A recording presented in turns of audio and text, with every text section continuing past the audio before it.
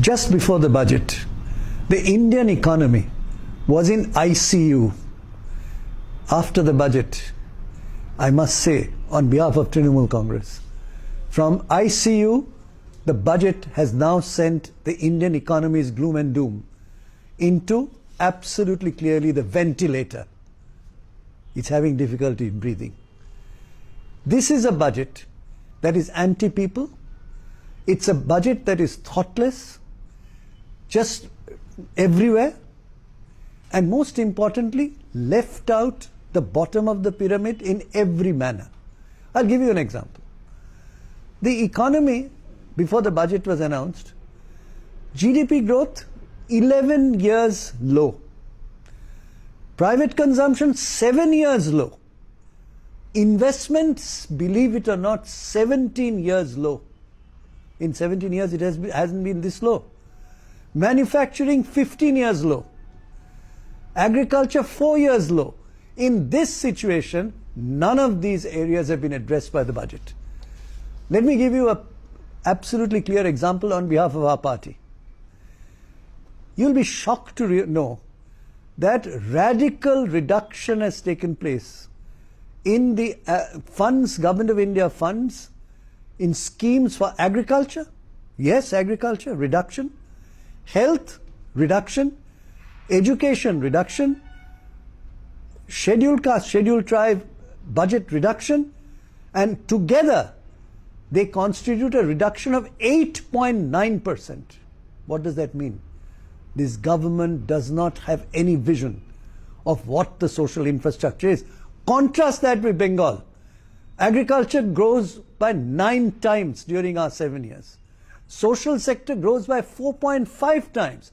That is Mamata Bandyopadhyay's vision of taking the bottom of the pyramid, taking them forward and moving them into the center stream of the economy. Let me go to the second point. Manrega, 100 days work. Believe it or not, in this budget, 100 days work has been reduced. The allocation for 100 days work. Shocking. What have we done? Highest 100 days work in the country. Number 1, West Bengal. Highest number of days. Highest allocation from Manrega from our side. Let me turn to National Health Mission. Can you believe National Health Mission reduced by 1%? Never seen that before. In this budget, you did not hear the word the unemployeds, to give them employment. Didn't exist. Not a word. And instead, what do you see? Privatization of what? Railways, LIC, Life Insurance Corporation, into which all of us have invested as common people. Today is being privatized. And do you know that Life Insurance Corporation has been put into ICU already with 30,000 crores in terms of non-performing assets. Now on top of that, you take an institution that we all should be supporting. Now you move it to ICU. And then you move it to privatization to be eaten. Let me turn to this question of tax reduction for the middle class. Now what is shocking is this tax reduction is nothing but a bluff. Give it from one hand and taken away more from the other. Why do I say that? Standard deduction, 50,000. You will not get it anymore if you opt for this. Small savings, whether it is PPF or NSC, you will not get it anymore. Life insurance, medical insurance deduction, you won't get it. Contribution to new pension schemes of 50,000, you will not get it.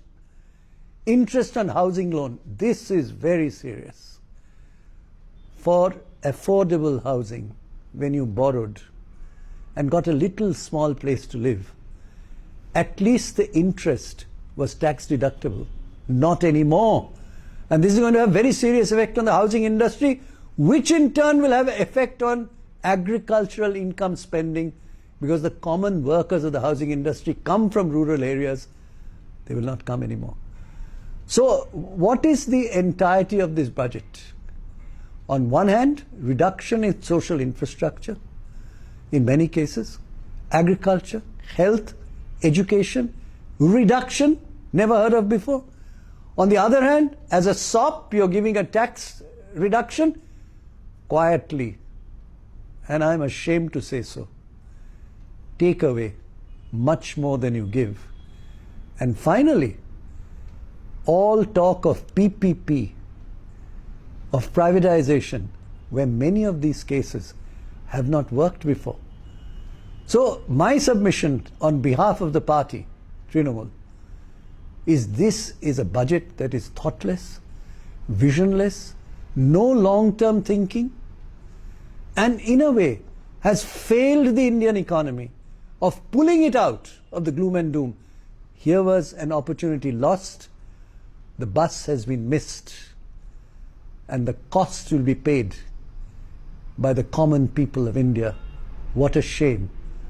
God save India from the hands of those who have no vision, no strategy, only words, 2.5 hours of budget speaking, empty as a vessel that keeps clankering.